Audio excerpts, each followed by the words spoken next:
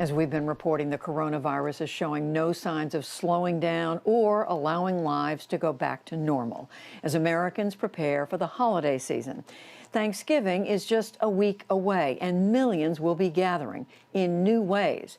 There have been a number of warnings and caveats given about how to approach the holiday.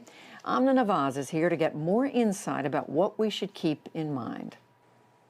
Judy, health officials have been warning that other holiday gatherings during the pandemic have been followed by spikes in new COVID cases. Still, a national survey by Ohio State found that nearly 2 in 5 Americans said they will likely attend a Thanksgiving gathering with more than 10 people.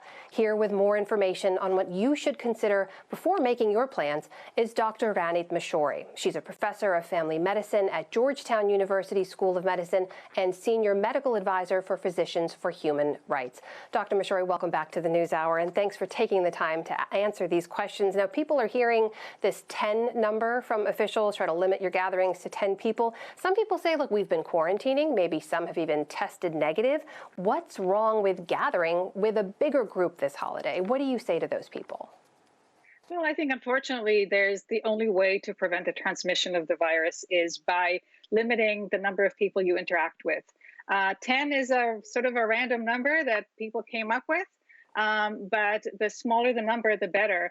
Part of it is that people are traveling in order to link up with their family members, to see their friends. And the travel is a very problematic issue. You can bring disease from counties and states where the epidemic is raging. Even if you don't have symptoms, we know that a lot of people can be asymptomatic. You bring it to your small household, small community, and it's enough to have one person who is infected to infect a whole host of other people.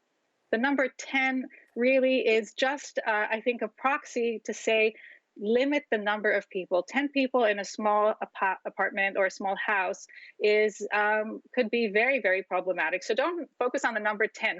You mentioned travel, so what about that? College students will want to go home. People who maybe live alone in cities will want to see families. What should people consider and answer for themselves before deciding whether to hit the road or whether just to stay in place? I think the best advice I can give anybody and everybody, including my own family members, is not to travel. We've made the tough decision for my daughter to not come to our home for this that and for us to not see other family members and just keep to ourselves. It's a sacrifice, but everybody has to make a sacrifice so that the disease does not spread, and then winter and certainly the Christmas holiday could look much worse. So if you decide to travel, and again, I can't emphasize enough how much I would recommend not traveling at all. I think you need to consider look at the testing protocols for in the state that you're traveling to. Think about your mode of transportation. Driving is safer than flying, than taking a bus or than taking a train where you're cramped together with a lot of people. Of course, you need to think about quarantining before leaving, so to make sure that you don't have exposures yourself, that you can then develop the disease and move on and go on to infecting the people that you're visiting. And of course, taking all of the public health measures, wearing a mask at all times, wearing it correctly over your nose and your mouth, washing your hands, and keeping at least 6 feet apart from anyone else that you come in contact with. And that's very, very important. The distancing is incredibly important. What about best practices for those who are gathering in whatever small number that they are? Should they wear masks when not eating? Should they increase ventilation? Should they space out seating? How do you make it a safer plan this year? The best way to do it, I think, would be number one, if you can have your meal outdoors, and I know some places are going to be very cold, do it outdoors if you can. If you have to do it indoors, space yourselves at least 6 feet apart from one another. Wear a mask indoors with anyone who's not a member of your household. Ask everybody to bring their own food items, to bring their own utensils. Do not share utensils.